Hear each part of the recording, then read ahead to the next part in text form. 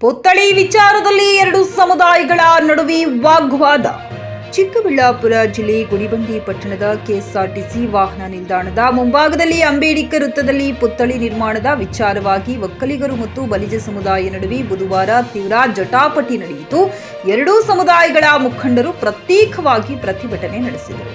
ಪರಿಸ್ಥಿತಿ ನಿಯಂತ್ರಿಸಲು ಖುದ್ದು ಜಿಲ್ಲಾ ಪೊಲೀಸ್ ವರಿಷ್ಠಾಧಿಕಾರಿ ಕುಶಾಲ್ ಚೌಕ್ಸಿ ಅವರೇ ಲಾಠಿ ಹಿಡಿದು ರಸ್ತೆಗೆ ಹಿಡಿದು ಪ್ರತಿಭಟನೆ ನಡೆಸಿದವರನ್ನು ಪ್ರತಿಭಟಿಸಿದ್ದ ಸ್ಥಳದಿಂದ ಬದಲಿಸಿದರು. ಇತ್ತೀಚೆಗೆ ನಡೆದ ಕೈವಾರ ತಾತಯ್ಯ ಅವರ ಜಯಂತಿಯಲ್ಲಿ ಬಲಿಜ ಸಮುದಾಯದ ಮುಖಂಡರು ಈ ಸರ್ಕಾರಿ ಜಾಗದಲ್ಲಿ ಕೈವಾರ ತಾತಯ್ಯ ವಿಗ್ರಹ ಪ್ರತಿಷ್ಠಾಪಿಸಲು ನಿರ್ಧರಿಸಿದ್ದರು. ಪಟ್ಟಣ ಪಂಚಾಯಿತಿ ಸಹ ಕೈವಾರ ತಾತಯ್ಯ ಅವರ ವಿಗ್ರಹ ಪ್ರತಿಷ್ಠಾಪಿಸಲು ನಿರ್ಣಯ ಸಹ ಕೈಗೊಂಡಿತ್ತು.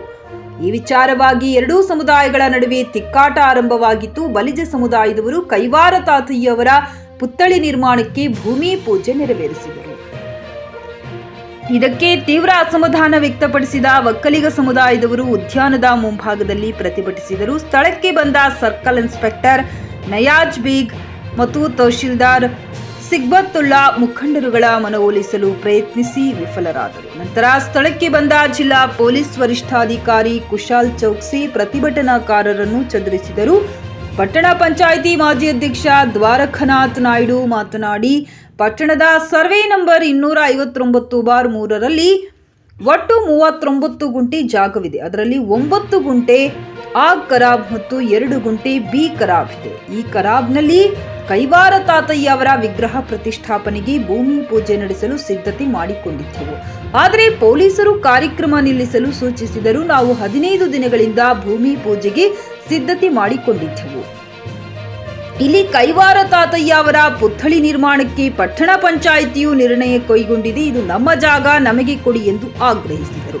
ಒಕ್ಕಲಿಗ ಸಮುದಾಯದ ತಾಲೂಕು ಅಧ್ಯಕ್ಷ ಡಿಎನ್ ಮಂಜುನಾಥ್ ರೆಡ್ಡಿ ಮಾತನಾಡಿ, ಗುಡಿಬಂಡೆ ತಾಲೂಕಿನಲ್ಲಿ ನಮ್ಮ ಸಮುದಾಯ ಹೆಚ್ಚಿದೆ. ಗುಡಿಬಂಡೆ ಕೋಟೆ ಹಾಗೂ ಗುಡಿಬಂಡೆ ಕೆರೆ ನಿರ್ಮಾಣಕ್ಕೆ ನಮ್ಮ ಸಮುದಾಯದ ಅವಳಿ ಬೈರೇಗೌಡ ಅವರು ಶ್ರಮಿಸಿದ್ದಾರೆ ಎಂದರು.